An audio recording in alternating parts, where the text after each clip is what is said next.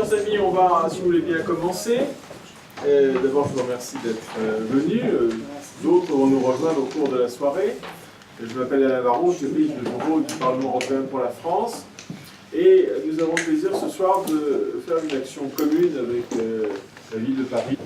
Le prix Sakharov est un prix qui a été lancé en 1988 pour montrer que l'Union européenne, et singulièrement le rôle du Parlement européen dans cette construction européenne, ce n'était pas simplement des décisions dans tel ou tel champ d'action économique, sociale, mais c'était d'abord un certain nombre de valeurs. Et parmi ces valeurs, il y a profondément la défense des droits de l'homme, des libertés. L'Union européenne a eu la chance de recevoir le prix Nobel de la paix, qui est vraiment un événement extraordinaire pour marquer un autre aspect des valeurs fondamentales de l'Europe. Que peut-on faire sinon mobiliser l'opinion? Et c'est ça l'intérêt.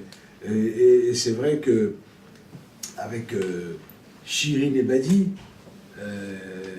qui a eu le prix Nobel de la paix, qui a été défendu par Nasrin Sotoudeh, Shirin Ebadi a été faite citoyenne d'honneur de la ville de Paris, ainsi que Jafar Panahi, citoyen d'honneur de la ville de Paris, et Karim Laïdji, qui est président de la Ligue iranienne des droits de l'homme, qui est vice-président de la Fédération internationale des droits de l'homme, qui peut-être le présidera, je ne sais pas, mais on verra plus tard. Mais en tous les cas, avec eux, nous nous battons pour mobiliser l'opinion. Vous savez, lorsque je parle de courage, c'est l'avocat qui parle. Une femme, après avoir purgé 2 ans de prison, souvent en isolement total. Une mère qui n'a pas touché ses enfants depuis plus d'1 an et demi. Les visites sont systématiquement en cabine. On peut voir ses enfants, mais pas s'approcher. Et dans un pays où actuellement des centaines de membres de minorités religieuses sont en prison, surtout la minorité bahaï, qui n'est pas une minorité reconnue en Iran. Elle a cité surtout la minorité bahaï dans son discours.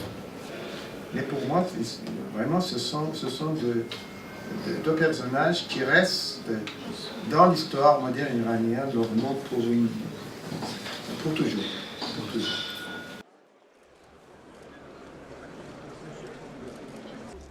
Würdigt das Europäische Parlament die außergewöhnlichen Anstrengungen. Herr Panahi hat nie den einfachen Weg gewählt. Er ist nie Kontroversen ausgewichen. Seine humorvollen, seine satirischen und prägnanten Porträts der iranischen Gesellschaft. قطعاً شما نیز نقض حقوق بشر را منحصر به موضوع زندانیان نمی‌کنید. We must keep in mind that a small war now can lead to many and bigger wars in future. Merci beaucoup.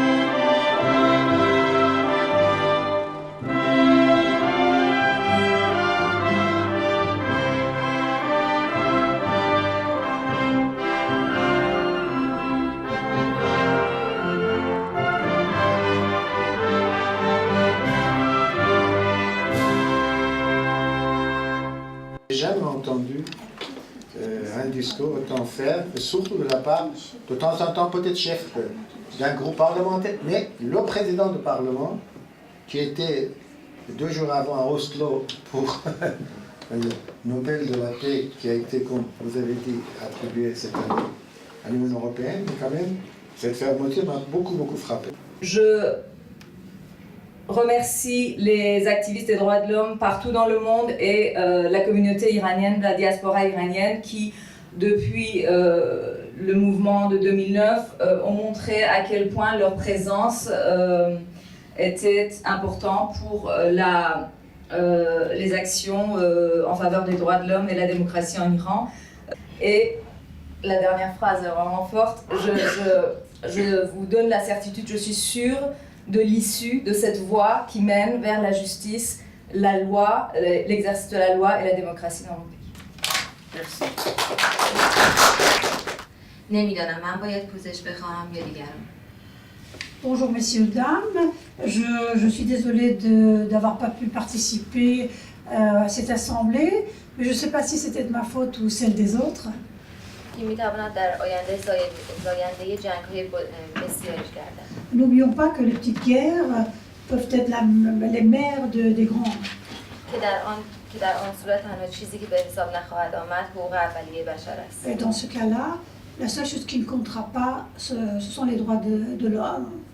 و در پایان من این جایزه را تقدیم می‌کنم به مبارزان بینامانشان صلح و آزادی که به دلیل گمنامی نامشان در هیچ جا ثبت نشده. Et enfin, je voudrais s'offrir ce prix à tous ceux qui sont inconnus, mais qui se battent pour garder la flamme des libertés allumée, qui défendent les droits de l'homme.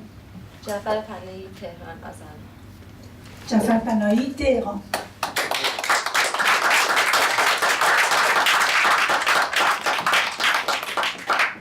Mais pour moi, ces deux messages restent dans l'histoire, non seulement de prix Sakharov, mais dans l'histoire de la défense des droits de l'homme en Iran.